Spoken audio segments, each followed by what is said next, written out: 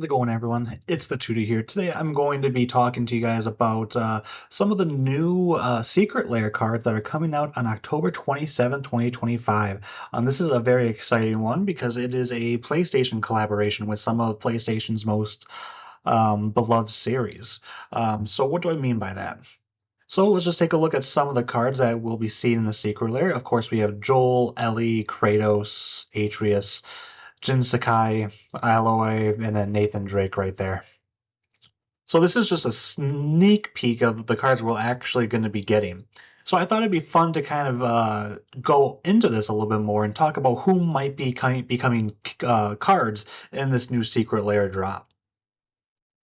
Okay. So we're first going to start off with the Secret Lair and The Last of Us Part 1. This is very important because there's also a Part 2 section. So the cards we do have so far are Ellie Brickmaster and then Joel Resolute Survivor, sorry.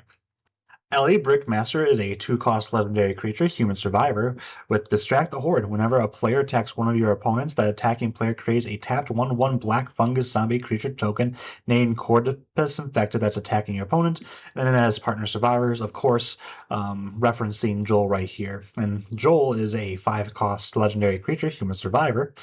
With Menace, whenever a creature token dies, put a +1/+1 counter on Joel and draw a card. This ability triggers only once each turn, and then has partner and then survivors. So this is located on magic.wizards.com. So this is going to be very accurate with how many cards we'll be getting in each series. So as you can see, we have 3 different cards that are saying coming soon. We don't know when these will be showcased, but it'll probably be soon considering we're about like a month away from the release, essentially. So let's kind of talk about who we might be seeing in The Last of Us Part One. First off, I think we're going to be seeing Tommy here.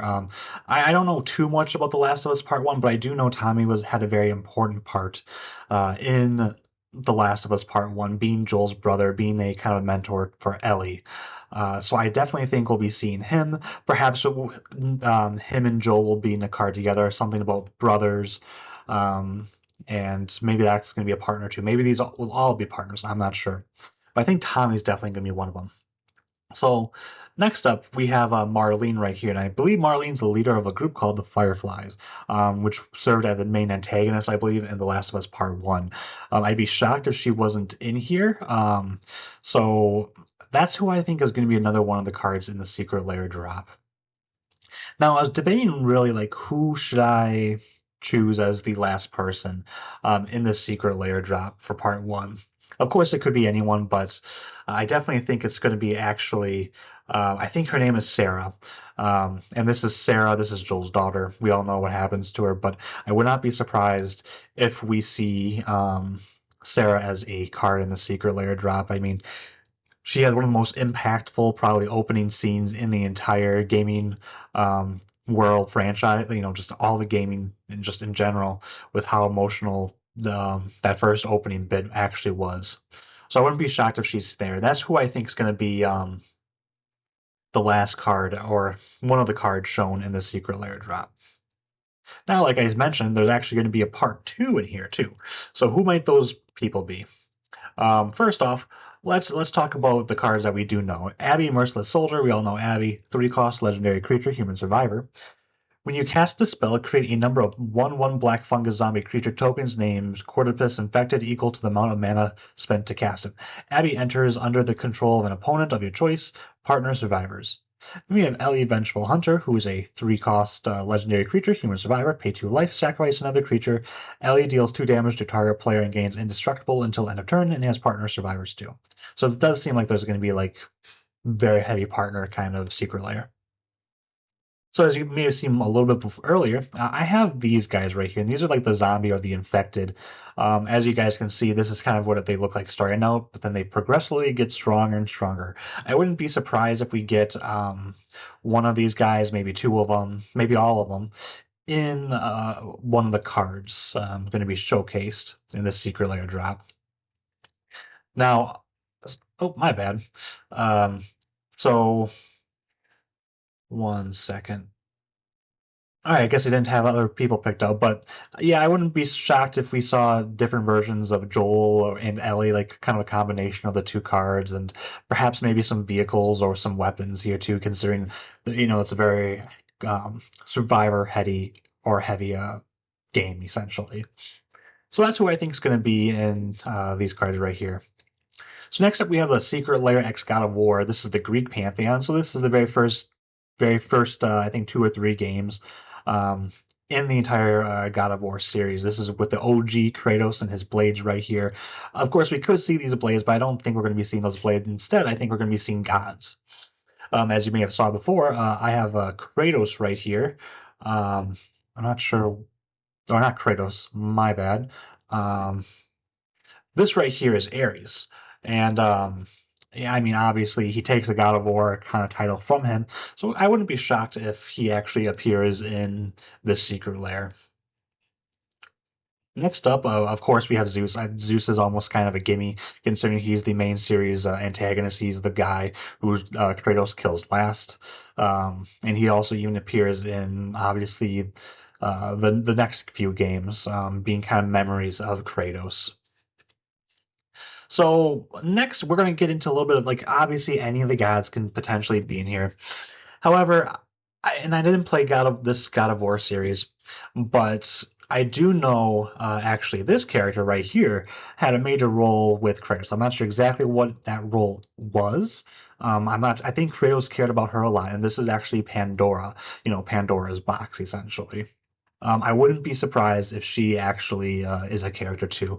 Um, and then last but not least, what I think we're actually going to see, there's the Kratos I had before, is actually the 12 Olympians, or just all the Olympians kind of together as one collective card. And I think it's going to be like the 12 Olympians. That'd be my guess.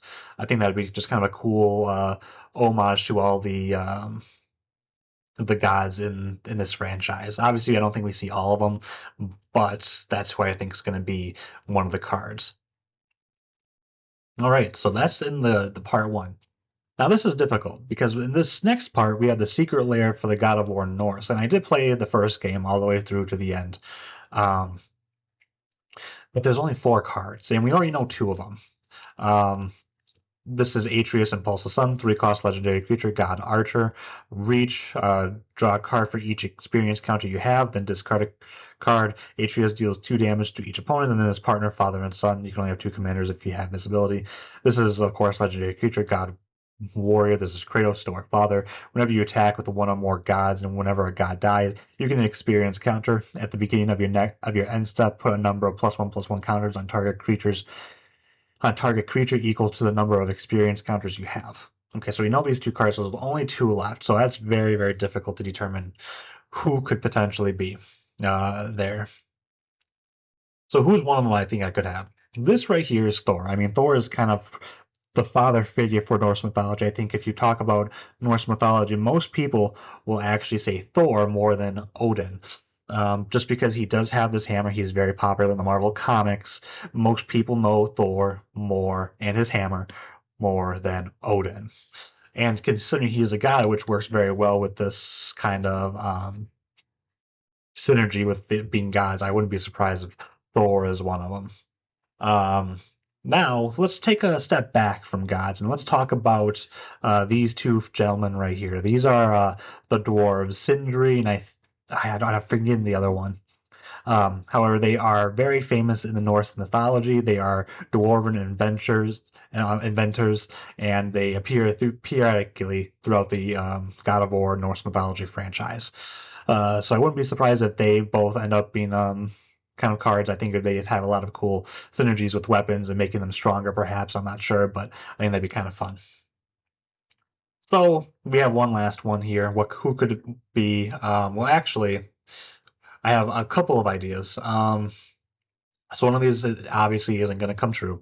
However, one of them is Freya. Freya is, I believe, the Queen of Valkyries. She's very strong, and she plays kind of a mother role to Atreus, I believe, in the second game. I haven't played the second game. However, I think I'm pretty sure she plays a major role, and she does team up with Kratos. I think at the end of the game too. So Having Herbie here wouldn't be too surprising, but of course we can't talk about um, this pantheon unless we talk about Odin right here. Odin, of course, with his crows and his old age and wisdom, um, and also being the main antagonist for Norse mythology. Wouldn't be surprised if he's in here too. I'm just kind of going over her briefly just because I think he's kind of a shoo-in, but it could be wrong. Okay, so that was that. I know I forgot to talk about Kratos right here in his ability, so let's just talk about that quickly. Kratos, God of War, he's a 3 red legendary creature, God of War. Double strike, all creatures have haste. At the beginning of each player's end step, Kratos deals damage to that player equal to the number of creatures that player controls that didn't attack this turn. I really love this effect. I talked to my friend about this, and he really likes the effect too. I think this is gonna be a really fun card to play. Um, so now we have Uncharted. I only played Uncharted 3, which I believe is a Thief's End. So I think a lot of my inspiration for these next kind of predictions um, comes from just that. And I know Uncharted 3 was the most popular one, so I don't know. We'll go into it. Okay, so of course, when I first heard about this, the first person that came to mind when it came to the Uncharted is this gentleman right here, Sully. He's a fan favorite. Everyone loves him. He's a badass old man, and he has these one-line, very quirky, very strong, powerful lines, and everyone loves him. Um, Oh, by the way, Nathan Drake, Treasure Hunter, he's a blue, black, and red legendary creature human rogue. First strike. You may spend mana as though it were mana of any color to cast spells you don't own, or to activate abilities or permanents you control but don't own. Whenever he attacks, exile the top card of that each player's library. You may cast a spell from one of those cards. So that's fun.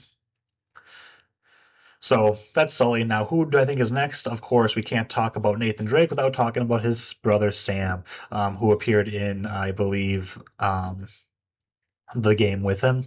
I believe he also appeared in a different series. Not different series, but I think he played a role in one of the different games somewhere. Um, so we could have a combination of Nathan Drake and Sam. Wouldn't be surprised about that. But I mean, he's also a treasure hunter too. Wouldn't be surprised if maybe he does have like a partner kind of effect. And we also have this woman right here. Her name is Elena.